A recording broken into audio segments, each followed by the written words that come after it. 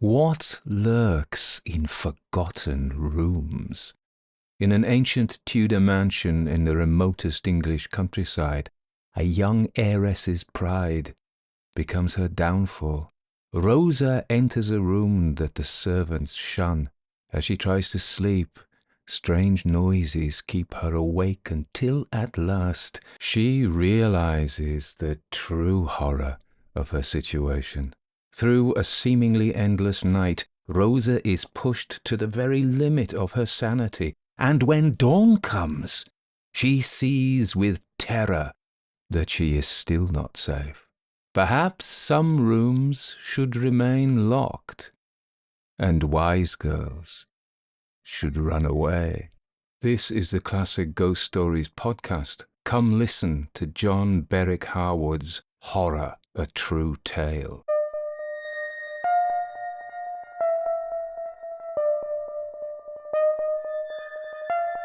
Everybody dies, don't they? Everybody dies. Horror, a True Tale by John Berwick Harwood. I was but 19 years of age when the incident occurred, which has thrown a shadow over my life, and, ah me, how many and many a weary year has dragged by since then. Young, happy, and beloved I was in those long departed days. They said that I was beautiful. The mirror now reflects a haggard old woman with ashen lips and a face of deadly pallor. But do not fancy that you are listening to a mere puling lament. It is not the flight of years that has brought me to be this wreck of my former self. Had it been so, I could have borne the loss cheerfully, patiently, as the common lot of all. But it was no natural progress of decay which has robbed me of bloom, of youth, of the hopes and joys that belong to youth, snapped the link that bound my heart to another's, and doomed me to a lone old age. I try to be patient, but my cross has been heavy, and my heart is empty and weary, and I long for the death that comes so slowly to those who pray to die. I will try and relate exactly as it happened the event which blighted my life. Though it occurred many years ago, there is no fear that I should have forgotten any of the minutest circumstances. They were stamped on my brain too clearly and burningly, like the brand of a red-hot iron. I see them written in the wrinkles of my brow, in the dead whiteness of my hair, which was once a glossy brown, and has known no gradual change from dark to grey, from grey to white, as with those happy ones who are the companions of my girlhood, and whose honoured age is soothed by the love of children and grandchildren. But I must not envy them. I only meant to say that the difficulty of my task has no connection with want of memory. I remember but too well. But as I take the pen, my hand trembles, my head swims, the old rushing faintness and horror comes over me again, and the well-remembered fear is upon me. Yet I will go on. This, briefly, is my story. I was a great heiress, I believe, though I cared little for the fact, but so it was. My father had great possessions and no son to inherit after him. His 3 daughters, of whom I was the youngest, were to share the broad acres among them. I have said, and truly, that I cared little for this circumstance, and indeed I was so rich then in health and youth and love that I felt myself quite indifferent to all else. The possession of all the treasures of earth could never have made up for what I then had, and lost, as I am about to relate.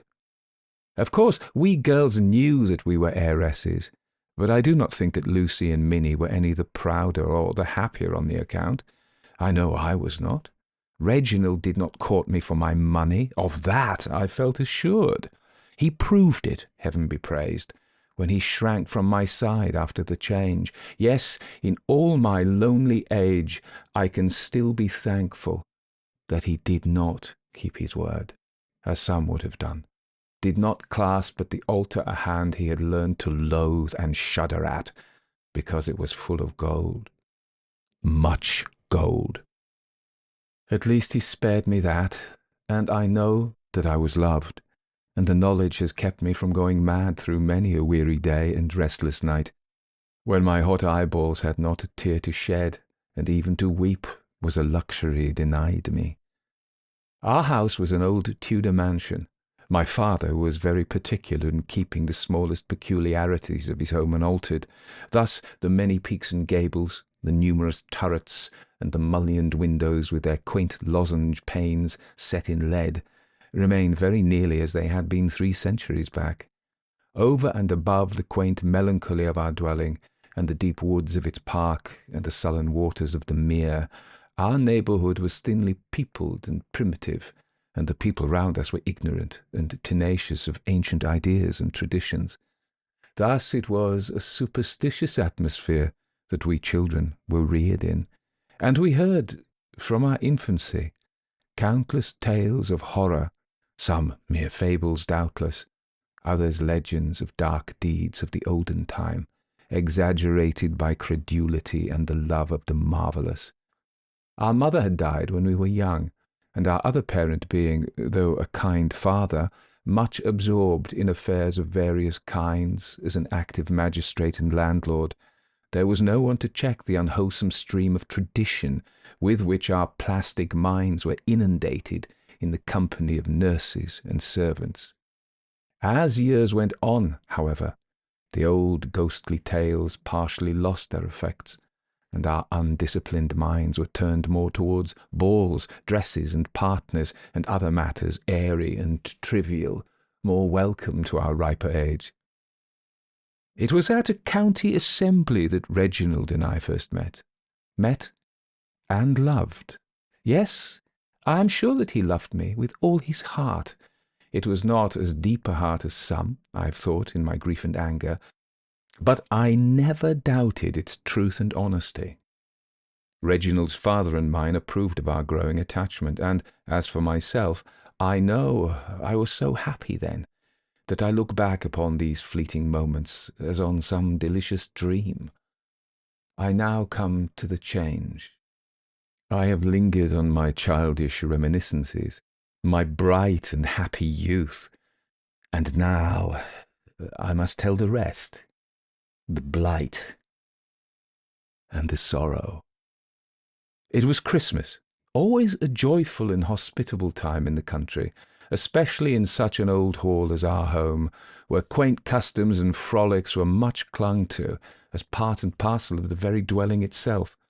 The hall was full of guests, so full, indeed, that there was a great difficulty in providing sleeping accommodation for all. Several narrow and dark chambers in the turrets, mere pigeon-holes, as we irreverently called what had been thought good enough for the stately gentlemen of Elizabeth's reign, were now allotted to bachelor visitors, after being empty for a century. All the spare rooms in the body and wings of the hall were occupied, of course, and the servants who had been brought down were lodged at the farm and at the keeper's, so great was the demand for space. At last, the unexpected arrival of an elderly relative, who had been asked months before, but scarcely expected, caused great commotion. My aunts went about wringing their hands distractedly. Lady Speldhurst was a personage of some consequence. She was a distant cousin, and had been for years on cool terms with us all, on account of some fancied affront or slight when she had paid her last visit, about the time of my christening. She was 70 years old. She was infirm, rich, and testy. Moreover, she was my godmother, though I had forgotten the fact. But it seems that though I had formed no expectations of a legacy in my favour, my aunts had done so for me. Aunt Margaret was especially eloquent on the subject. "There isn't a room left," she said. "Was ever anything so unfortunate? We cannot put Lady Speldhurst into the turrets. And yet where is she to sleep? And Rosa's godmother, too. Poor dear child, how dreadful! After all these years of estrangement, and with 100,000 in the funds, and no comfortable warm room at her own unlimited disposal, and Christmas, of all times in the year, what was to be done? My aunts could not resign their own chambers to Lady Speldhurst, because they had already given them up to some of the married guests. My father was the most hospitable of men, but he was rheumatic, gouty, and methodical. His sisters-in-law dared not propose to shift his quarters, and indeed he would have far sooner dined on prison fare than have been translated to a strange bed. The matter ended in my giving up my room. I had a strange reluctance to making the offer, which surprised myself. Was it a boding of evil to come? I cannot say. We are strangely and wonderfully made. It may have been. At any rate, I do not think it was any selfish unwillingness to make an old and infirm lady comfortable by a trifling sacrifice. I was perfectly healthy and strong. The weather was not cold for the time of year. It was a dark, moist Yule, not a snowy one, though snow brooded overhead in the darkling clouds. I did make the offer, which became me, I said with a laugh, as the youngest. My sisters laughed too, and made a jest of my evident wish to propitiate my godmother. "She is a fairy godmother, Rosa," said Minnie, "and you know she was affronted at your christening, and went away muttering vengeance. Here she's coming back to see you. I hope she brings golden gifts with her." I thought little of Lady Speldhurst and her possible golden gifts. I cared nothing for the wonderful fortune in the funds that my aunts whispered and nodded about so mysteriously. But since then, I have wondered whether, had I then shown myself peevish or obstinate, had I refused to give up my room for the expected kinswoman, it would not have altered the whole of my life. But then Lucy and Minnie would have offered in my stead, and been sacrificed. What do I say? Better that the blow should have fallen as it did, than on those dear ones. The chamber to which I removed was a dim little triangular room in the western wing, and was only to be reached by traversing the picture gallery, or by mounting a little flight of stone stairs which led directly upwards from the low-browed arch of a door that opened into the garden. There was one more room on the same landing-place, and this was a mere receptacle for broken furniture, shattered toys, and all the lumber that will accumulate in the country house. The room I was to inhabit for a few nights was a tapestry-hung apartment with faded green curtains of some costly stuff, contrasting oddly with a new carpet and the bright fresh hangings of the bed, which had been hurriedly erected. The furniture was half old, half new, and on the dressing-table stood a very quaint oval mirror, in a frame of black wood, unpolished ebony, I think. I can remember the very pattern of the carpet, the number of chairs, the situation of the bed, the figures on the tapestry. Nay, I can recollect not only the colour of the dress I wore on that fatal evening, but the arrangement of every scrap of lace and ribbon, of every flower, every jewel, with a memory but too perfect. Scarcely had my maid finished spreading out my various articles of attire for the evening, when there was to be a great dinner party, when the rumble of a carriage announced that Lady Speldhurst had arrived. The short winter's day drew to a close, and a large number of guests were gathered together in the ample drawing-room around the blaze of the wood fire after dinner. My father, I recollect, was not with us at first. There were some squires of the old hard-riding, hard-drinking stamp still lingering over their port in the dining-room, and the host, of course, couldn't leave them. But the ladies and all the younger gentlemen, both those who slept under our roof and those who would have a dozen miles of fog and mire to encounter on their road home, were all together. Need I say that Reginald was there? He sat near me, my accepted lover, my plighted future husband. We were to be married in the spring. My sisters were not far off. They, too, had found eyes that sparkled and softened in meeting theirs, had found hearts that beat responsive to their own, and in their cases no rude frost nipped the blossom ere it became the fruit. There was no canker in the flowerets of young hope, no cloud in their sky. Innocent and loving, they were beloved by men worthy of their esteem. The room, a large and lofty one with an arched roof, had somewhat of a sombre character from being wainscoted and sealed with polished black oak of a great age.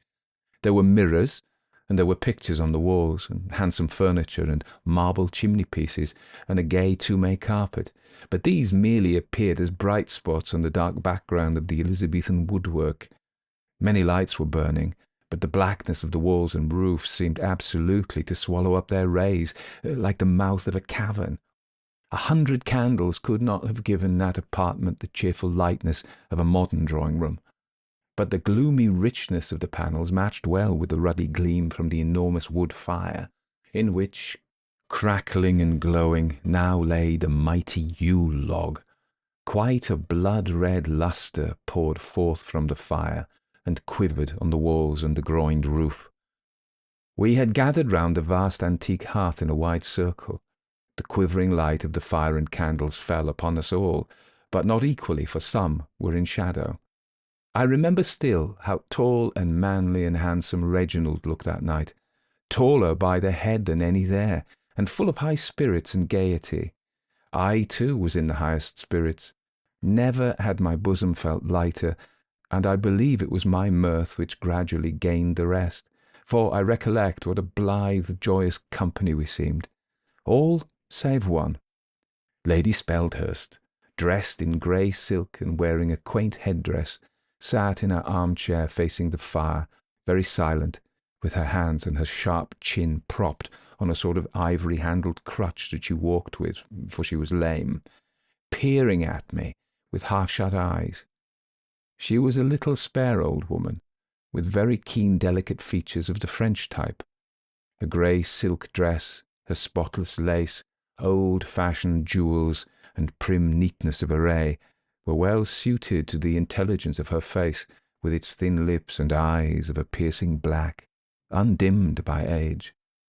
Those eyes made me uncomfortable, in spite of my gaiety, as they followed my every movement with curious scrutiny. Still, I was very merry and gay. My sisters even wondered at my ever-ready mirth, which was almost wild in its excess. I have heard since then of the Scottish belief that those doomed to some great calamity become fey, and are never so disposed for merriment and laughter as just below the blow falls. If ever mortal was fey, then I was so on that evening. Still, though I strove to shake it off, the pertinacious observation of old Lady Speldhurst's eyes did make an impression on me of a vaguely disagreeable nature. Others too noticed her scrutiny of me, but set it down as a mere eccentricity of a person always reputed whimsical, to say the least of it. However, this disagreeable sensation lasted but a few minutes. After a short pause, my aunt took her part in the conversation, and we found ourselves listening to a weird legend which the old lady told exceedingly well. One tale led to another. Everyone was called on in turn to contribute to the public entertainment, and story after story, always relating to demonology and witchcraft, succeeded.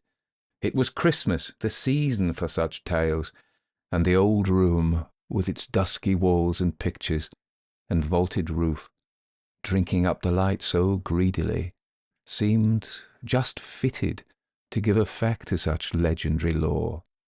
The huge logs crackled and burnt with glowing warmth. The blood-red glare of the Yule log flashed on the faces of the listeners and narrator, on the portraits, and the holly wreathed around their frames, and the upright old dame in her antiquated dress and trinkets, like one of the originals of the pictures, stepped from the canvas to join our circle. It threw a shimmering lustre of an ominously ruddy hue upon the oaken panels. No wonder that the ghost and goblin stories had a new zest. No wonder that the blood of the more timid grew chill and curdled, that their flesh crept and their hearts beat irregularly. And the girls peeped fearfully over their shoulders, and huddled close together like frightened sheep, and half fancied they beheld some impish and malignant face gibbering at them from behind the darkling corners of the old room. By degrees my high spirits died out. and I felt the childish tremors long latent, long forgotten, coming over me. I followed each story with painful interest. I did not ask myself if I believed the dismal tales. I listened, and fear grew upon me, the blind, irrational fear of our nursery days. I am sure most of the other ladies present, young or middle-aged, were affected by the circumstances under which these traditions were heard, no less than by the wild, fantastic character of them. But with them, the impression would die out next morning, when the bright sun should shine on the frosted boughs, and the rime on the grass, and the scarlet berries and green spikelets of the holly. And with me, but what was to happen ere another day dawn?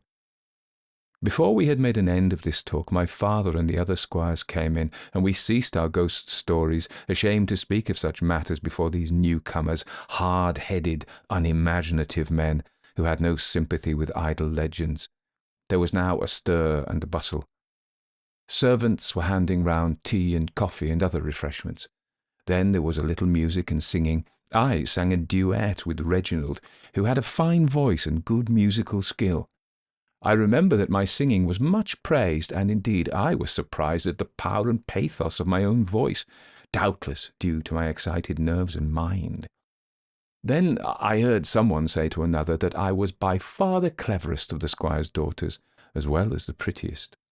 It did not make me vain. I had no rivalry with Lucy and Minnie, but Reginald whispered some soft, fond words in my ear, a little before he mounted his horse to set off homewards, which did make me happy and proud, and to think that the next time we met.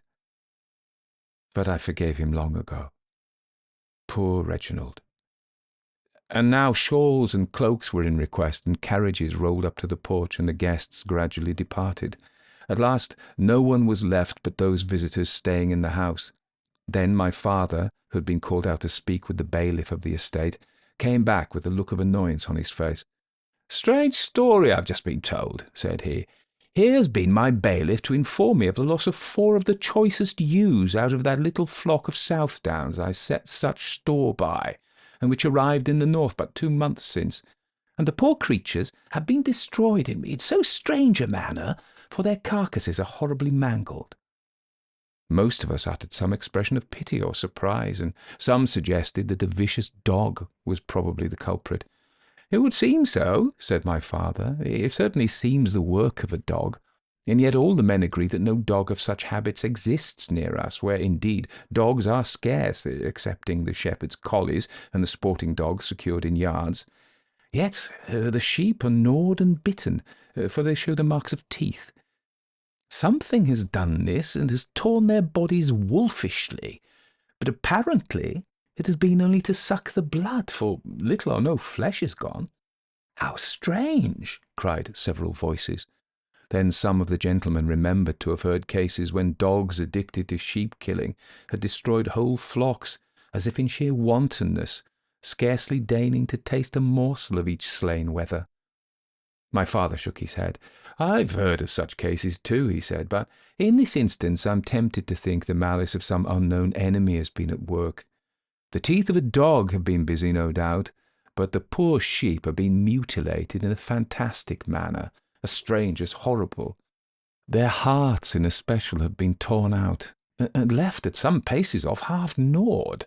Also, the men persist that they found the print of a naked human foot in the soft mud of the ditch, and near it, this." And he held up what seemed a broken link of a rusted iron chain. Many were the ejaculations of wonder and alarm, and many and shrewd the conjectures, but none seemed exactly to suit the bearings of the case. And when my father went on to say that 2 lambs of the same valuable breed had perished in the same singular manner 3 days previously, and that they also were found mangled and gore-stained, the amazement reached a higher pitch. Old Lady Speldhurst listened with calm, intelligent attention, and joined in none of our exclamations. At length she said to my father, "Try and recollect, have you no enemy among your neighbours?" My father started and knit his brows. "Not one that I know of," he replied, and indeed he was a popular man, and a kind landlord. "The more lucky you," said the old dame with one of her grim smiles. It was now late, and we retired to rest before long. One by one the guests dropped off. I was the member of the family selected to escort old Lady Speldhurst to her room, the room I had vacated in her favour. I did not much like the office. I felt a remarkable repugnance to my godmother, but my worthy aunts insisted so much that I should ingratiate myself with one who had so much to leave that I could not but comply. The visitor hobbled up the broad oaken stairs actively enough, propped on my arm and her ivory crutch. The room never had looked more genial and pretty, with its brisk fire, modern furniture, and the gay French paper on the walls. "A nice room, my dear, and I ought to be much obliged to you for it, since my maid tells me it is yours," said her ladyship. "But I am pretty sure you repent your generosity to me, after all those ghost stories, and tremble to think of a strange bed and chamber, eh?" I made some commonplace reply. The old lady arched her eyebrows. "Where have they put you, child?" she asked. "In some cock loft of the turrets, eh? Or in a lumber room? A regular ghost trap. I can hear your heart beating with fear this moment. You're not fit to be alone." I tried to call up my pride and laugh off the accusations against my courage, all the more perhaps because I felt its truth. "Do you want anything more that I can get you, Lady Speldhurst?" I asked, trying to feign a yawn of sleepiness. The old dame's keen eyes were upon me. "I rather like you, my dear," she said, "and I liked your mamma well enough before she treated me so shamefully at the christening dinner. Now, I know you are frightened and fearful, and if an owl should but flap your window tonight, it might drive you into fits. There's a nice little sofa bed in this dressing closet. Call your maid to arrange it for you, and you can sleep there snugly under the old witch's protection, and then no goblin dare harm you, and nobody will be a bit the wiser or quiz you for being afraid." How little I knew what hung in the balance of my refusal or acceptance of that trivial proffer, had the veil of the future been lifted for one instant. But that veil is impenetrable to our gaze. Yet perhaps she had a glimpse of the dim vista beyond, she who made the offer, for when I declined with an affected laugh, she said in a thoughtful, half-abstracted manner, "Well, well, we must all take our own way through life. Good night, child. Pleasant dreams." And I softly closed the door. As I did so, she looked round at me rapidly, with a glance I have never forgotten, half malicious, half sad, as if she had divined the yawning gulf that was to devour my young hopes. It may have been mere eccentricity, the odd fantasy of a crooked mind, the whimsical conduct of a cynical person, triumphant in the power of affrighting youth and beauty. Or, I have since thought, it may have been that this singular guest possessed some such gift as the Highland second sight, a gift vague, sad, and useless to the possessor, but still sufficient to convey a dim sense of coming evil and boding doom. And yet, had she really known what was in store for me, what lurked behind the veil of the future, not even that arid heart could have remained impassive to the cry of humanity. She must have snatched me back, even from the edge of the black pit of misery. But doubtless she had not the power. Doubtless she had but a shadowy presentiment, at any rate, of some harm to happen, and could not see, save darkly, into the viewless void, where the wisest stumble. I left her door. As I crossed the landing, a bright gleam came from another room whose door was left ajar. It, the light, fell like a bar of golden sheen across my path. As I approached, the door opened, and my sister Lucy, who had been watching for me, came out. She was already in a white cashmere wrapper, over which her loosened hair hung darkly and heavily like tangles of silk. "Rosa, love," she whispered, Minnie and I can't bear the idea of your sleeping out there all alone in that solitary room. The very room, too, Nurse Sherard used to talk about. So, as you know, Minnie has given up her room and come to sleep in mine. Still, we should so wish you to stop with us tonight at any rate, and I could make up a bed on the sofa for myself or you, and—" I stopped Lucy's mouth with a kiss. I declined her offer. I would not listen to it. In fact, my pride was up in arms, and I felt I would rather pass the night in the churchyard itself than accept a proposal dictated, I felt sure, by the notion that my nerves were shaken by the ghostly lore we had been raking up, that I was a weak, superstitious creature, unable to pass a night in a strange chamber. So I wouldn't listen to Lucy, but kissed her, bade her good night, and went on my way laughing to show my light heart. Yet, as I looked back in that dark corridor and saw the friendly door still ajar, the yellow bar of light still crossing from wall to wall, the sweet, kind face still peering after me from amid its clustering curls, I felt a thrill of sympathy, a wish to return, a yearning after human love and companionship. False shame was strongest and conquered. I waved a gay adieu.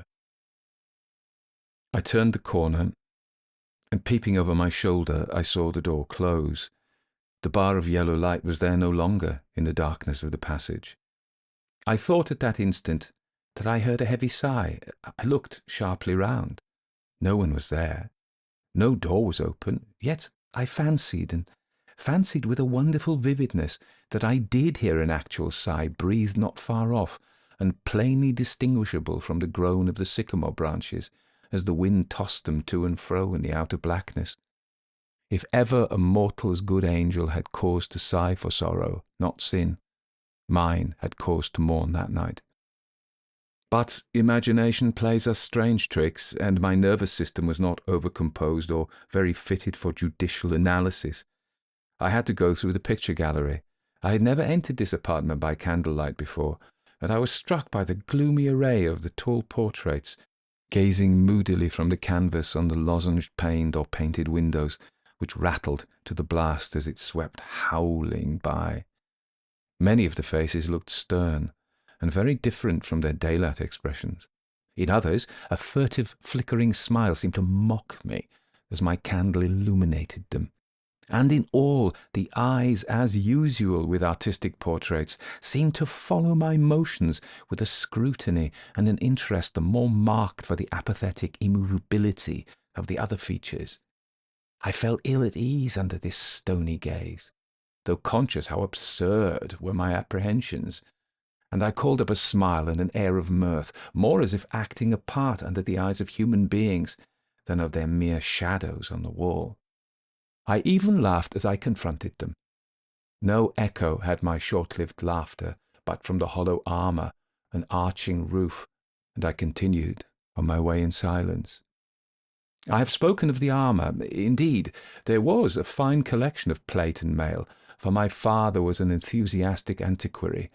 In especial, there were 2 suits of black armour, erect and surmounted by helmets with closed visors, which stood as if 2 mailed champions were guarding the gallery and its treasures. I had often seen these, of course, but never by night, and never when my whole organisation was so overwrought and tremulous as it then was. As I approached the Black Knights, as we had dubbed them, a wild notion seized on me that the figures moved, that men were concealed in the hollow shells which had once been borne in battle and tourney. I knew the idea was childish, yet I approached in irrational alarm, and fancied I absolutely beheld eyes glaring on me from the eyelet holes in the visors. I passed them by, and then my excited fancy told me that the figures were following me with stealthy strides. I heard a clatter of steel, caused, I'm sure, by some more violent gust of wind sweeping the gallery through the crevices of the old windows, and with a smothered shriek I rushed to the door, opened it, darted out, and clapped it to with a bang that re-echoed through the whole wing of the house. Then, by a sudden and not uncommon revulsion of feeling, I shook off my aimless terrors, blushed at my weakness, and sought my chamber only too glad I had been the only witness of my late tremors. As I entered my chamber, I thought I heard something stir in the neglected lumber room, which was the only neighbouring apartment. But I was determined to have no more panics, and resolutely shut my ears to this slight and transient noise, which had nothing unnatural in it. For surely, between rats and wind, an old manor house on a stormy night needs no sprites to disturb it. So I entered my room and rang for my maid. As I did so, I looked around me, and a most unaccountable repugnance to my temporary abode came over me, in spite of my efforts. It was no more to be shaken off than a chill is to be shaken off when we enter some damp cave, and rely upon it. The feeling of dislike and apprehension with which we regard at first sight certain places and people was not implanted in us without some wholesome purpose. I grant it is irrational, mere animal instinct. But is not instinct God's gift, and is it for us to despise it? It is by instinct that children know their friends from their enemies, that they distinguish with such unerring accuracy between those who like them and those who only flatter and hate them. Dogs do the same. They will fawn on one person, they slink snarling from another. Show me a man whom children and dogs shrink from, and I will show you a false, bad man, lies on his lips, and murder at his heart. No, let none despise the heaven-sent gift of innate antipathy, which makes the horse quail when the lion crouches in the thicket, which makes the cattle scent the shambles from afar, and low in terror and disgust as their nostrils snuff the blood-polluted air. I felt this antipathy strongly as I looked around me in my new sleeping room, and yet I could find no reasonable pretext for my dislike.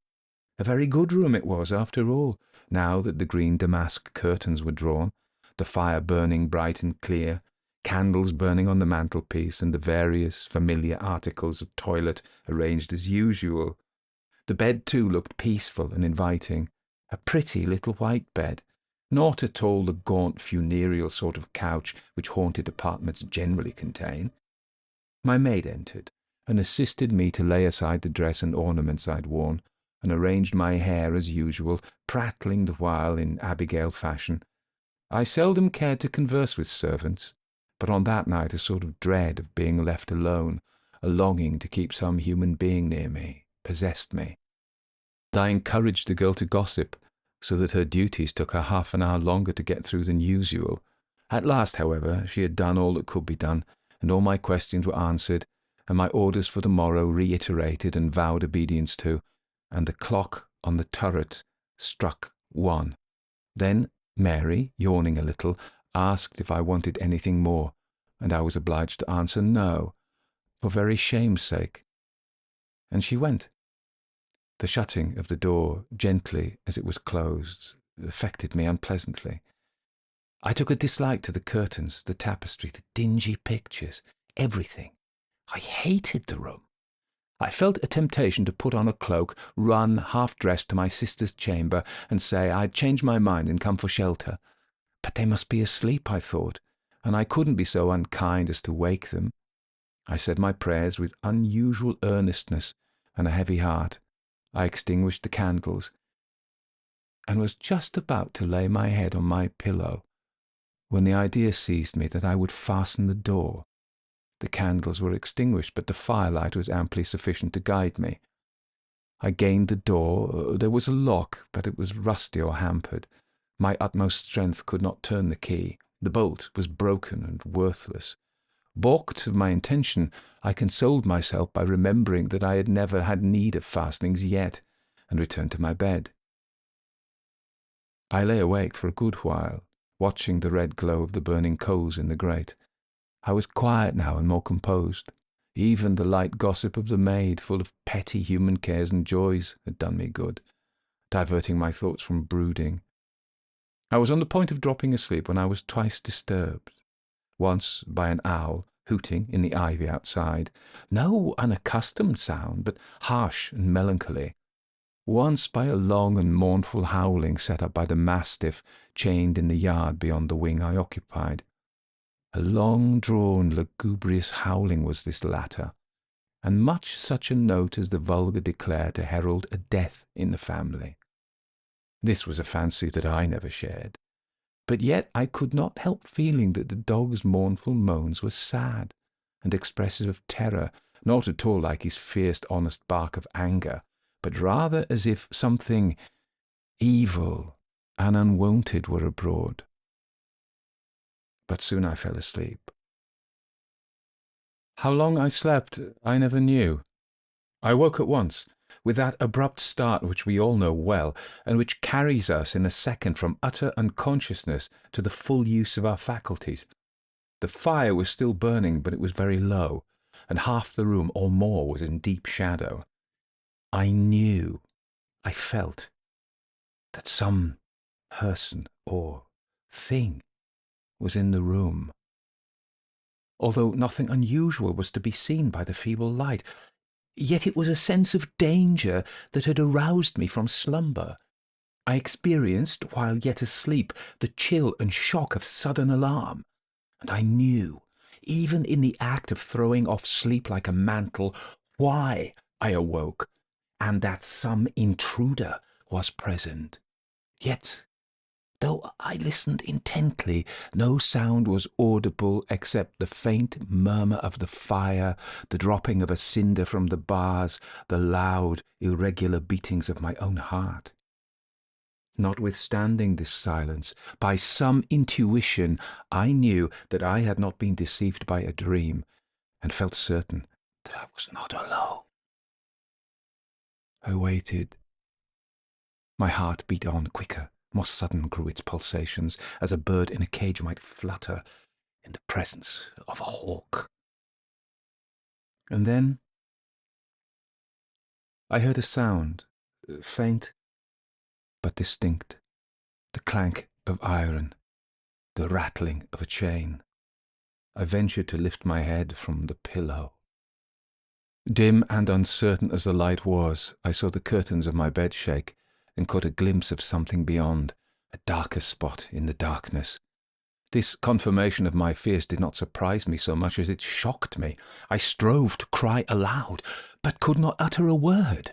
The chain rattled again, and this time the noise was louder and clearer.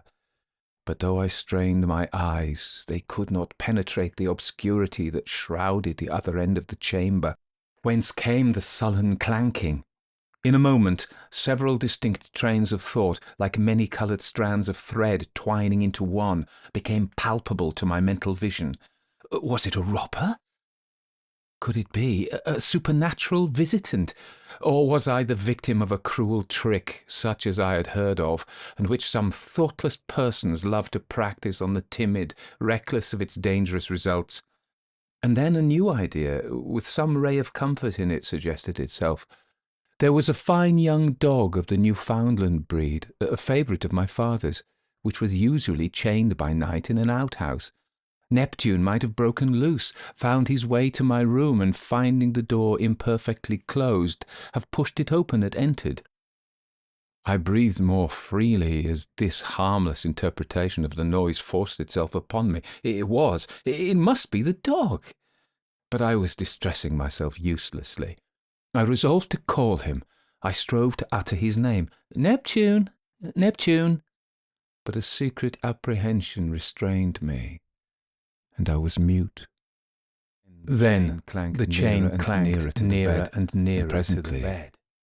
I saw a dusky, shapeless mass appear between the curtains on the opposite side to where I was lying. How I longed to hear the whine of the poor animal that I hoped might be the cause of my alarm. But no, I heard no sound, save the rustle of the curtains and the clash of the iron chain. Just then the dying flame of the fire leaped up, and with one sweeping, hurried glance I saw that the door was shut, and horror! It is not the dog. It is the semblance of a human form that now throws itself heavily on the bed outside the clothes and lies there, huge and swart in the red gleam that treacherously dies away after showing so much to affright and sinks into dull darkness. There was now no light left, though the red cinders yet glowed with a ruddy gleam, like the eyes of wild beasts. The chain rattled no more. I tried to speak, to scream wildly for help. My mouth was parched, my tongue refused to obey. I could not utter a cry, and indeed, who could have heard me? Alone as I was in that solitary chamber, with no living neighbour, and the picture gallery between me and any aid that even the loudest, most piercing shriek could summon. And the storm that howled without would have drowned my voice, even if help had been at hand. To call aloud, to demand who was there, alas, how useless, how perilous. If the intruder were a robber, my outcries would but goad him to fury. But what robber would act thus?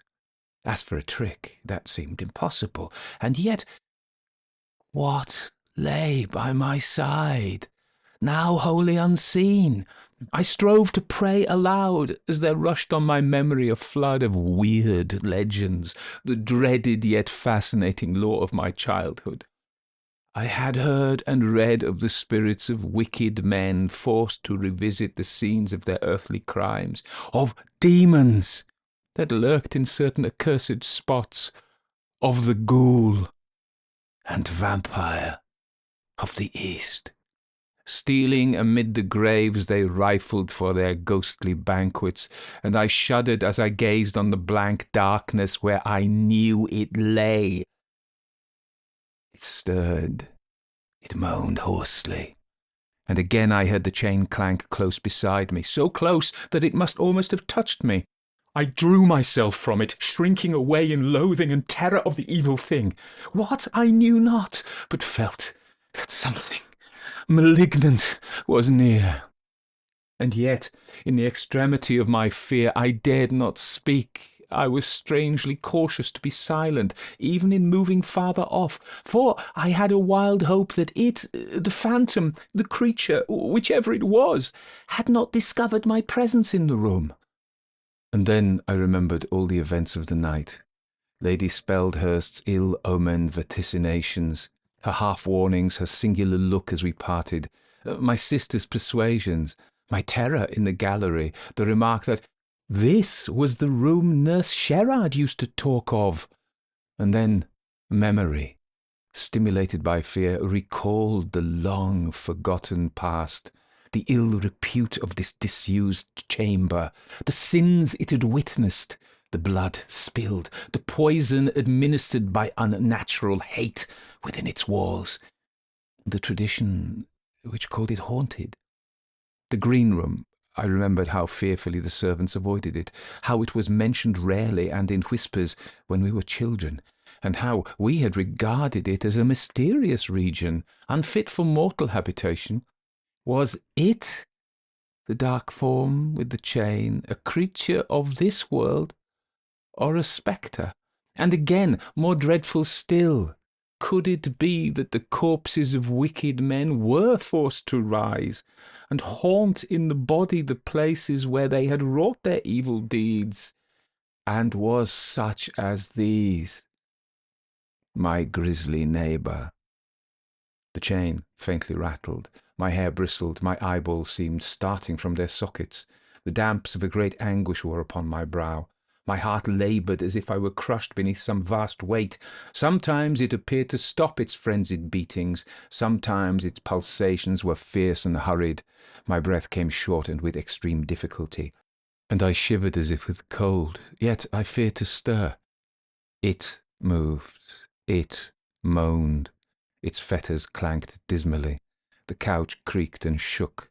This was no phantom, then, no air-drawn spectre, but its very solidity, its palpable presence, were 1,000 times more terrible.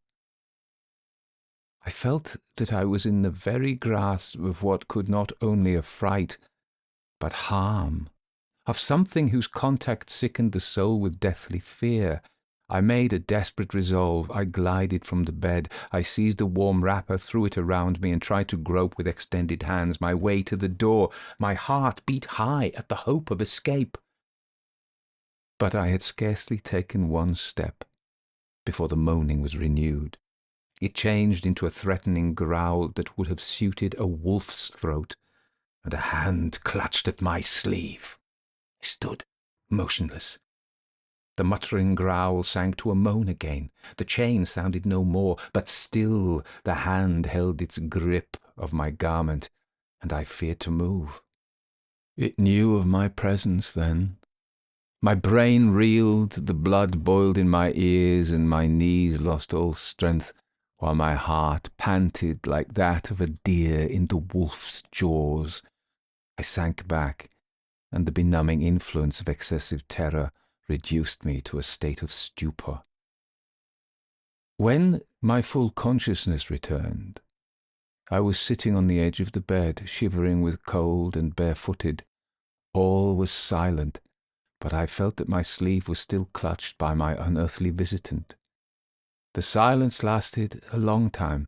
Then followed a chuckling laugh that froze my very marrow, and the gnashing of teeth as in demoniac frenzy, and then a wailing moan, and this was succeeded by silence. Hours may have passed, nay, though the tumult of my own heart prevented my hearing the clock strike, must have passed, but they seemed ages to me. And how were they spent?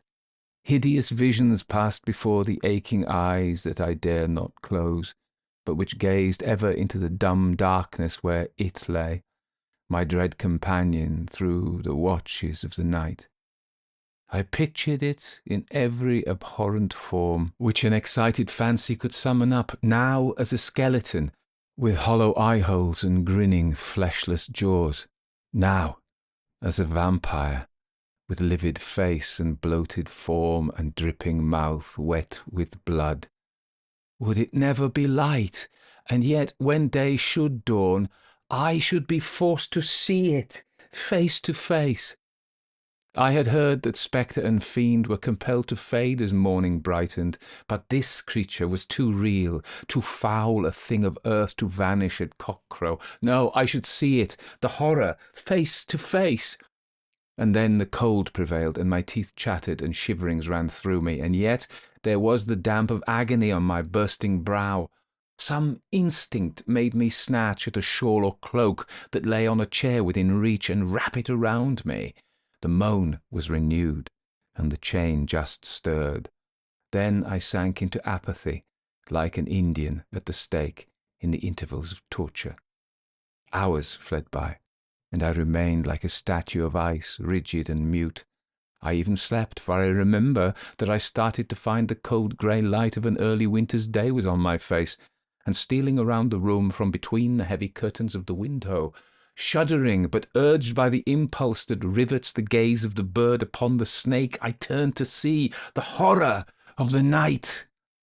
Yes, it was no fevered dream, no hallucination of sickness, no airy phantom unable to face the dawn. In the sickly light I saw it lying on the bed, with its grim head upon the pillow. A man? Or a corpse arisen from its unhallowed grave and awaiting the demon that animated it? There it lay, a gaunt, gigantic form, wasted to a skeleton, half-clad, foul with dust and clotted gore, its huge limbs flung upon the couch as if at random, its shaggy hair streaming over the pillows like a lion's mane. Its face was towards me. Oh, the wild hideousness of that face, even in sleep. In features it was human, even through its horrid mask of mud and half-dried bloody gouts. But the expression was brutish and savagely fierce. The white teeth were visible between the parted lips in a malignant grin. The tangled hair and beard were mixed in leonine confusion, and there were scars disfiguring that brow.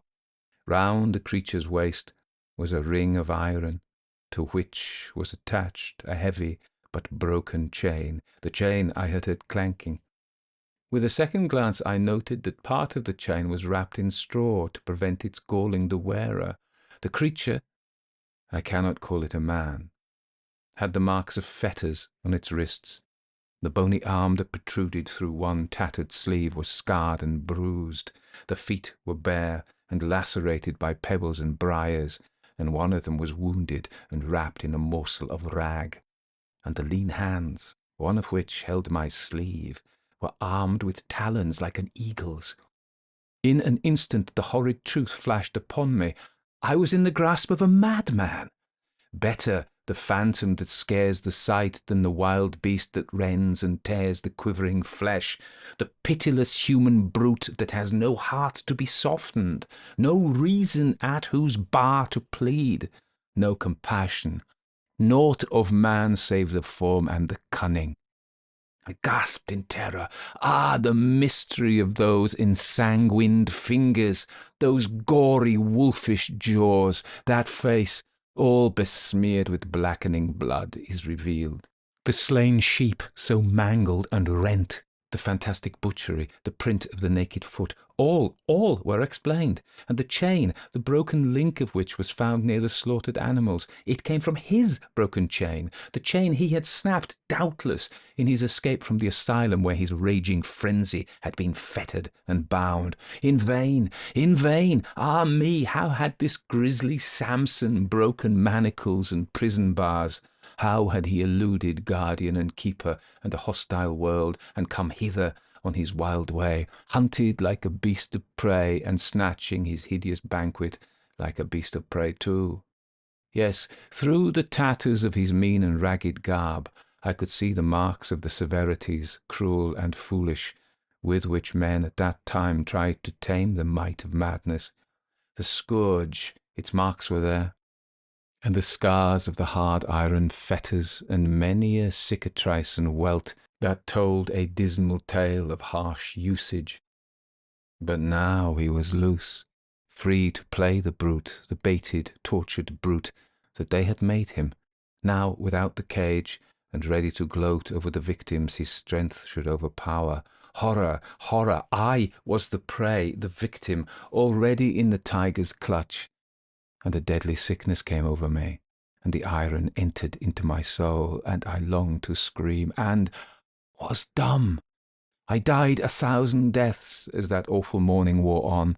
I dared not faint, but words cannot paint what I suffered as I waited till the moment when he should open his eyes and be aware of my presence, for I was assured he knew it not. He had entered the chamber as a lair, when weary and gorged with his horrid orgy, and he had flung himself down to sleep, without a suspicion that he was not alone. Even his grasping my sleeve was doubtless an act done betwixt sleeping and waking, like his unconscious moans and laughter in some frightful dream. Hours went by. Then I trembled as I thought that soon the house would be astir, that my maid would come to call me as usual, and awake that ghastly sleeper. And might he not have time to tear me as he tore the sheep before any aid could arrive? At last, what I dreaded came to pass. A light footstep on the landing. There is a tap at the door. A pause succeeds, and then the tapping is renewed, and this time more loudly. Then the madman stretched his limbs and uttered his moaning cry, and his eyes slowly opened, very slowly opened, and met mine. The girl waited a while ere she knocked for the 3rd time. I trembled, lest she should open the door unbidden, see that grim thing, and by her idle screams and terror bring about the worst. Long before strong men could arrive, I knew that I should be dead. The maid waited, no doubt surprised at my unusually sound slumbers, for I was in general a light sleeper and an early riser. But, reluctant to deviate from habit by entering without permission, I was still alone with the thing in man's shape. But he was awake now. I saw the wondering surprise in his haggard, bloodshot eyes. I saw him stare at me half vacantly, then with a crafty yet wondering look. And then I saw the devil of murder begin to peep forth from those hideous eyes, and the lips to part as in a sneer, and the wolfish teeth to bare themselves. But I was not what I had been. Fear gave me a new and a desperate composure, a courage foreign to my nature. I had heard of the best method of managing the insane. I could but try. I did try. Calmly, wondering at my own feigned calm, I fronted the glare of those terrible eyes. Steady and undaunted was my gaze, motionless my attitude. I marvelled at myself. But in that agony of sickening terror I was outwardly firm. They sink, they quail abashed, those dreadful eyes, before the gaze of a helpless girl, and the shame that is never absent from insanity bears down the pride of strength, the bloody cravings of the wild beast. The lunatic moaned and drooped his shaggy head between his gaunt, squalid hands. I lost not an instant. I rose, and with one spring reached the door, tore it open, and with a shriek rushed through, caught the wondering girl by the arm, and crying to her to run for her life, rushed like the wind along the gallery, down the corridor, down the stairs. Mary's screams filled the house as she fled beside me. I heard a long-drawn, raging cry, the roar of a wild animal, mocked of its prey, and I knew what was behind me. I never turned my head. I flew rather than ran. I was in the hall already. There was a rush of many feet, an outcry of many voices, a sound of scuffling feet and brutal yells and oaths and heavy blows, and I fell to the ground, crying, "Save me!" and lay there in a swoon. I awoke from a delirious trance. Kind faces were around my bed. Loving looks were bent on me by all, by my dear father and dear sisters, but I scarcely saw them before I swooned again. When I recovered from that long illness through which I had been nursed so tenderly, the pitying looks I met made me tremble. I asked for a looking-glass. It was long denied me, but my importunity prevailed at last. A mirror was brought. My youth was gone at one fell swoop. The glass showed me a livid and haggard face, blanched and bloodless as of one who sees a spectre, and in the ashen lips and wrinkled brow and dim eyes I could trace nothing of my old self.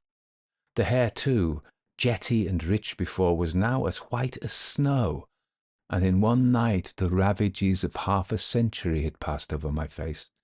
Nor have my nerves ever recovered their tone from that dire shock. Can you wonder that my life was blighted, that my lover shrank from me? So sad a wreck was I. I am old now, old and alone. My sisters would have had me to live with them, but I chose not to sadden their genial homes with my phantom face and dead eyes. Reginald married another. He has been dead many years. I never ceased to pray for him, though he left me when I was bereft of all. The sad weird is nearly over now. I am old and near the end, and wishful for it. I have not been bitter or hard, but I cannot bear to see many people, and am best alone. I try to do what good I can with the worthless wealth Lady Speldhurst left me, for at my wish my portion was shared between my sisters. What need had I of inheritances? I, the shattered wreck made by that one night of horror.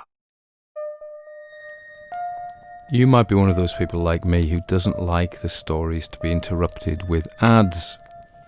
And this podcast has ads on it. However, there is a solution. If you would like access to the stories without ads and a link to a library of all the stories I've ever done that you can download without ads, you can get that by becoming a patron. So if you join for $5 or the equivalent in your currency a month, you can have all the stories ad-free. So consider becoming a patron. Go to www.patreon.com/Barcud, Barcud. So that was Horror, A True Tale by John Berwick Harwood. Now, it reminds me of that night I spent one time. We were in the Narrators Club, that exclusive club on Pall Mall in London. And we were sitting in the book-lined room in the wingback leather chairs, sipping port and smoking our cigars by the fire where the servants were coming in to lay for us. And I remember advice I was given by a fellow narrator who you will know, whose channel you will have listened to. And he said to me, Tony said, I want to give you some counsel. I said, what is that? And I bleep his name out there, for I do not wish to identify that gentleman. He said, never go full Gothic. And I said, what? He said, you can go half Gothic, and that's okay, but never go full Gothic. And I'm afraid, ladies and gentlemen, boys and girls, I have broken that rule with this story. I went full Gothic. And I'm not ashamed of it. At one point, I felt I was channeling Matt Berry, to be fair. I really enjoyed that story, but I mean, it was like a story in two parts, wasn't it? The first part was like something out of Jane Austen, and I thought, oh yeah, here we go. And then the second bit with the slavering madman was, wow, it was the weather, it was the old castle or the old manor house, it was the escaped lunatic. We had vampires thrown in. I even thought it was going to be a werewolf at one point. We had mutilated sheep. We had incredulous or tough squires. We had weird servants. Not much of those, to be fair. Mary, poor Mary. She's not called Abigail. She's called Mary. To talk like Abigail is kind of a saying, isn't it? It's like Pollyanna, not really Pollyanna. Mary Sue, not really Mary Sue. And many other things like that. So, yeah, no, so what a cracker. It's time for me to stop laughing. And, I mean, I liked it. I mean, this is it. It's like Hammer horror, isn't it? You go and see a Hammer horror movie back in the day. I'm looking forward to going and see Nosferatu, the new Nosferatu. I haven't seen it yet. I'm not saying it will be like that, but jumping back to my previous thought, Hammer horror back in the day, how outrageously over the top and camp it was. And we knew it wasn't scary, except it was a bit scary sometimes, but it was so outrageously over the top. It was glorious in its Gothic outrageousness. And this was this. So from Jane Austen to, it was like, it was full of, there was the huge, the allusions to the great statue, Manfred in Castle of Otranto, the first Gothic novel. It was, whether he did it on purpose and he thought, I'm putting the whole sink in here, everything's going in for the full Gothic experience. But it was great. Anyway, time to focus on the crack. So this came out in 1861. It actually seems it's attributed to John Berwick Harwood. John Berwick Harwood, born 1829, 1899, was certainly not an heiress of 19, and neither am I. I'm not an heiress, I'm not 19, I'm not a woman, I'm not a Victorian. Anyway, let's talk about John Berwick Harwood, born 1828. So he was born 1828. He was English, and he was known for his ghost stories and contributions to various literary magazines. He was born at the Rookery, St Mary Cray, Kent, and he spent his life writing numerous stories, articles and novels, many of which were published anonymously. His writing career spanned several decades, during which he contributed to notable publications such as Once a Week, Castle's Family Magazine, Blackwood's Magazine, the Cornhill Magazine. He married Emily Mary Worsop Trollope in Ostend, Belgium. Now, I don't know about that, but I'm wondering if she was related to the famous author Trollope. He married her in 1850. So he was 32, and he died on February 16th, 1899, when he was either 70 or 71, depending. I don't know why it said that. Was buried in the Municipal Cemetery, Chertsey in Surrey in England. And he wrote over 20 novels and several Christmas horror tales. And he was actually quite a big cheese in his day. A lot of these Victorian authors that we find were actually pretty well known in their time, but are no longer well known. And that is a warning to us all, isn't it? That's Ozymandias there, Percy Bysshe Shelley. There I am standing, huge statue, forgotten. Anyway, great poem, by the way. And I think I've done a version of that on the classic poetry podcast. So, horror, a true tale. And it wasn't a true tale. He's a fibber. It wasn't a true tale. But I've not been above that myself sometimes, tongue in cheek. And this is a true story. If people believe it's a true story, it's scarier. Think about the Blair Witch Project. When people, and Amityville Horror, when people thought they were true. So the Blair Witch, of course, it was clearly not a true story, but people believed it was and were scared out of their wits. Amityville almost certainly wasn't true as it was portrayed, but because people, including me, thought it was. Anyway, this story, horror, a true tale, allegedly, was published in the January 1861 edition of Blackwood's magazine. Blackwood's was an Edinburgh-based literary journal of the Victorian era, and it was founded in 1817, and it published works by George Eliot, Joseph Conrad, Arthur Conan Doyle, but was particularly associated with Gothic and supernatural fiction. This story I got from the Valancourt Book of Victorian Christmas Ghost Stories. It's extremely Gothic, isn't it? Almost, as I was reading it, I was like, when was this published? So, 1861, but really it felt like 1765. This was full on Gothic, as I've already said. So was he deliberately pastiching the Gothic style? Because it doesn't feel. You read works from the 18th century and the language is slightly different. So it didn't feel like in language, but yet the tone and pace and the elements in it felt like 100 years before. And I just wonder whether he was doing that on purpose. As someone today might write a story, and I've done it set in the 1920s rather than the 2020s. Okay, Gothic to the core. An old Tudor mansion, come on. A mysterious, rarely used room. We've already got the secrets, the history. The isolation of the house, they've got to ride through fog and mire to get anywhere. The storms howling outside, come on. And then we have supernatural dread. And although the threat ultimately proves to be a human, he plays with the expectations, and it could be a vampire, could be I thought a werewolf, as I said. Maybe he wasn't into werewolves. A ghost, all these Gothic traditions. Remember in 1865, Dracula hadn't been published, Carmilla hadn't been published, but Varney the Vampire had, and was very popular.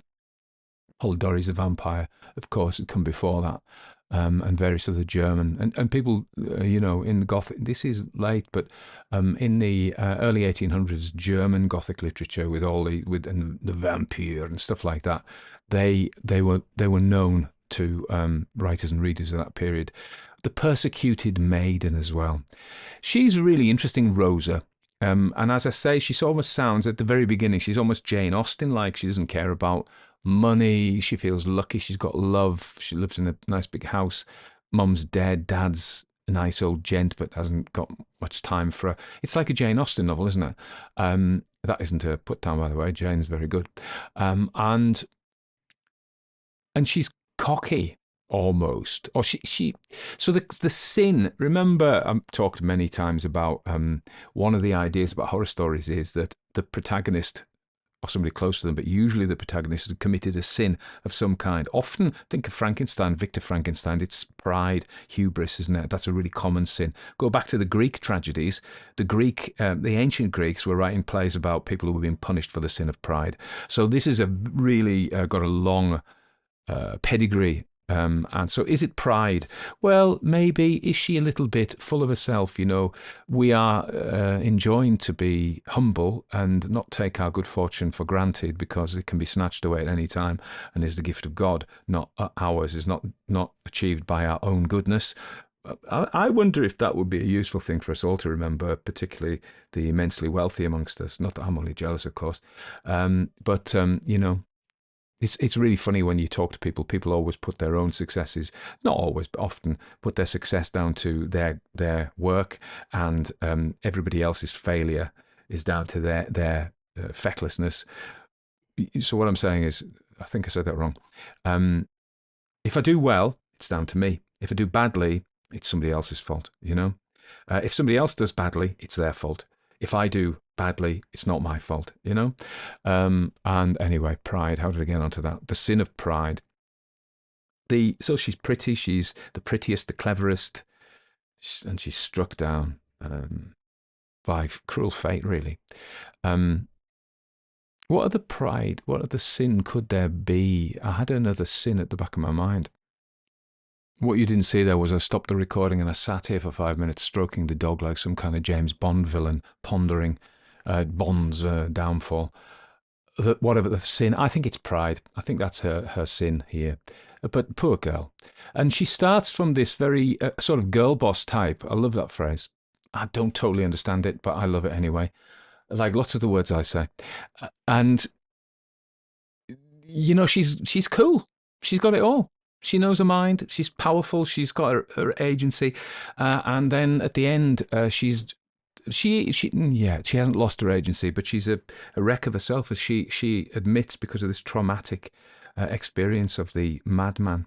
Um, and she isn't, but she does keep her agency in a sense because people want to help her, and she won't let them help. She's probably anxious avoidant. I don't know if you know about what they call relationship styles, but actually it's John Bowlby's idea about attachment, how you attach to your parent, and there are different attachment styles. Secure attachment is where everything is working well, and then we have anxious avoidant attachment. They change their names sometimes, and that is where the parent leaves, and when the parent comes back, we're like, didn't need you. And she has a little bit of that dismissive thing going on. People, even the old Mrs. Spedhurst, Lady Spedlington, she offers her the room, and I've made her quite evil. I think I made her more evil than she actually was because I made her kind of laugh in her voice. But she offers her the room, and then the lovely sister offers her the room. And at the end, they offer to go and stay with her. It's not clear whether Reginald would have stayed with her. But she told him to go. The implication is, or I infer from it, is that he went because she was too hideous, which is, on the one hand, it's deplorable, isn't it? He should have stuck with her, even if she was a hideous wreck who just sat crying in the corner and wouldn't go out and had no fun and gibbered a lot with white hair and a wrinkled face. I have white hair and a wrinkled face, and I gibber. But but realistically, if you were 20 odds, would you? Would you? Come on, honestly, would you? So I'm a bit easy on Reginald. It depends where you're coming from, I suppose, and that's what I always say about lenses, how we come to stories. Anyway, one of the he's gothic. He's got it all. He's got it all thrown in there. There weren't many weird servants, as I said, just little Mary, and she wasn't too bad. So she wasn't too weird at all. So, and then what I thought was really, really good was this ellipsis. So ellipsis is a technique where you introduce something, you don't explain it till later. So he walked down the street. Hey, who? What? What? He looked in the shop. Ooh, ooh. I sound like an owl. Yeah, that's ellipsis. So the tall man, he's Stephen King, the gunslinger. We learn about the gunslinger, of course, but what I'm saying is, what he does all the time is in this talks about the change, the horror, the incident, and doesn't explain them. And we're like, what? And this opens a loop. We're curious. We want to know. So it's really effective. He uses it very liberally, but I thought it worked. Tantalizing. What's going to go on? What's going to go on? And we're on the edge of our seat wondering about what's next. And think about the technique of he doesn't do this, but thriller writers, they deliberately break the action. So, here's the bad guy or the bad girl coming up, bad girl boss, coming up with an evil thing to do wicked nonsense. And what's going to happen? Stop. What? And it's just a cheap trick. This is what he does. The incident, the change. The other thing, of course, is a very common, not common, but a recognisable trope in Victorian stories of this nature, like the old nurse's story. I'm an old woman now. I think Madame Crowell's Ghost's done the same by Lefanu. So yeah, and they recount it from their aged situation and talk about what happened in their youth. That's not an uncommon Victorian thing. I think unless as a pastiche, I can imagine Susan Hill doing something like that, but deliberately. But I don't think many modern, like John Wick, he's not going to be sitting there going, I'm an old man now. He's not going to do it, is he? It's just a thing that's fallen out of fashion. Anyway, but I think that that thing there, but also this foreshadowing, um, and then also when he's talking about the monster, we don't know what the monster is. She talks about it as it, it stirred it, and then you're like, what is it? And it's the same thing. It's this ellipsis whereby she raises a question, what is it, and doesn't answer it, and it just creates this unbearable tension in us, which is we love it. We absolutely love it. As long as it isn't done too much. If it gets too much, people throw the book down and go away. One of the things I wanted to talk about, as I sometimes do, is presentism, because some of you, it depends who you are. But I know from the comments that some people will be they view the story from as themselves living as they do now in San Diego in 2024, not somebody living in, I mean, when this story was set, what, 1800 in some remote part of England, and you're a princess or something, or a duchess or some lady, not a bus driver in Milton Keynes in 2024, and they view it as if it's them. So, we see this with I mean, some of them, you kept a dog outside. That's really common up until, and country people still do it, that, their dogs were working animals. They weren't like my spoiled monsters, cuddled up and given little dinky dainties all the time, and oh my baby boo boo, it's so the dog, it's just that's what they did. But the dog Napoleon, nice name, and then the helplessness of Victorian women. So I'm going to say two things. I'm going to not contradict myself, but I'm going to, because contradictions are good, by the way. Um, I'm going to have your left hand in your right hand. So on the left hand, I'm saying to you, she's a fairly privileged young woman by her own account. So don't feel too sorry for her. I mean, okay, the monster, etc., etc. But was it a monster? Yeah, well, it wasn't. But don't feel too sorry for her on the one hand, although bad things did happen, so we can feel a bit sorry for her. And then the other hand, the helplessness of Victorian women. Absolutely. True, true. So you can learn things from these stories, such as if you were to read a 1950s Superman comic, you would learn things about American attitudes in the 1950s, not necessarily American attitudes now, but and this speaks to its place. So the contradiction is, I'm saying, don't judge the book by the present. It has nothing to say. There's nothing outside the text. But on the other hand, I'm saying, yeah, there is something outside the text. You can learn things. So it is valid to look at the plight of the woman and go, you know what, this is what Victorian women lived like, a certain class. Most of them lived far more horrible lives than that. So yeah, presentism. Don't judge it. Don't judge a story. I always say also that if you get exercised and riled up by something, then that means the story's worked for you. It's done something. If you're totally indifferent to it, then the story didn't work at all. So yeah, presentism. So the two aspects, the three aspects. One, the treatment of the dog. People will always comment on that. The second is the plight of a woman in Victorian times, and I'm saying yes, but no, but yes, but. And the third thing was the treatment of the mentally ill. Some people will be outraged at how. See, the funny thing is, I didn't think asylums were set up until 1890 in the UK, but there were madhouses, there were private madhouses much earlier than that, and there were workhouses. So in the early days when the workhouses were set up, because the problem was these people who had no means of supporting themselves became the county asylums later on, but the parish in earlier times, from the Vagabond Acts of the Tudor times in the 1500s, but became the responsibility of the parish to look after. And so as time went on in the early Victorian period, or the 19th century, the workhouses were set up, as you know, and they were aversive, because we can never really get away from the idea that some people are just skivers, and so we need to make it really awful so that nobody would do it as a preference, And this debate is still alive. I take no position on it. Well, I think, okay, here's my position on it. Yeah, I think there are absolutely people who need help. And also, I think there are people who work the system. And that is not me being. When I had student nurses, right, we would go out and we'd be working with people who were generally at the bottom of the socioeconomic pile, suffering with physical, mental health, all sorts of things.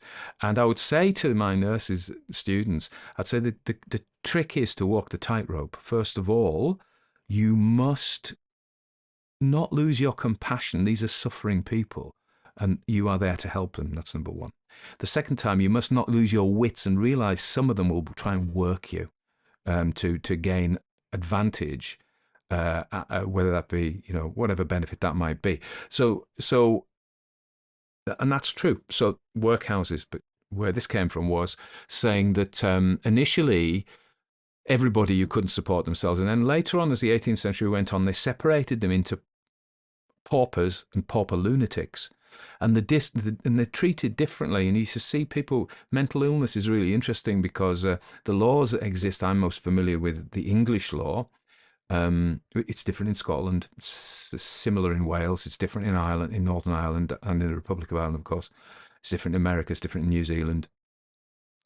But the idea is that if I were to go out and attack someone, uh, uh, you know, uh, in whatever degree, a judgment would be made by the agents of the state, that is usually the police, who would come in contact with me. They would make a judgment whether I was mentally ill or not. And if I'm mentally ill, I am deserving of treatment, care, and compassion, despite what I've done, and I will be treated in a hospital. That's the idea. However, the same action, the judgment is if I am not mentally ill, I am vile, wicked, and will be punished. Right? It's the same action. It's the judgment of the police officer who would then call a medic or a social worker who would make that judgment. And it's the same thing. So it's about how we view the action. Is the perpetrator a monster or a victim? What if they're both? What if they're both? And I always say this, if you, again, it's the nuanced nature of these things. If you think that all people who are mentally ill are doves, then you're wrong. Because, and I'll tell you why, I'll give you a piece of evidence. If you go into a hospital and you go to the cardiac ward or the orthopedics ward or the maternity ward, they do not give you an attack alarm. If you go to a psychiatric unit, they will give you an attack alarm. So there you go. And it's the same thing. Not all people, they may be ill, but it doesn't mean they're safe. Many are safe. I've only been assaulted a few times in 20 years. I've had a couple of knives pulled on me and stuff, but that's just the way it is. Now, you may be upset by me saying this, but I'm telling you the truth. So that's the third aspect, is how they treat the mentally ill. Clearly, harshly. They use chains and fetters, and he says almost how by use of brutality they thought they could knock the madness out of them. That doesn't happen actually. So there we are. It's fascinating, and the reason I loved my career was because it was always ethically and morally. You're on your toes all the time to do this thing of walking the tightrope of being full of compassion and love for people and helping them and fighting their corner, to recognizing the other side of the coin where there was real, I nearly said wickedness, but we could take that apart. So, but probably not. We don't have the time to do that, but it's worth thinking about. Maybe I don't mean wickedness, but certainly danger. There we are. So yeah, dogs, women, and the mentally ill. 3 things to get really upset about. Yeah, but remember, it's just a story. So don't get too upset. I hope the weather's treating you nicely, that you're not in some awful flood or hurricane or tornado or earthquake. The list goes on. I hope you're not there anyway, or if you are there, I hope it isn't as bad as it could be. All right. Take care, and Christmas is coming, for better or for worse.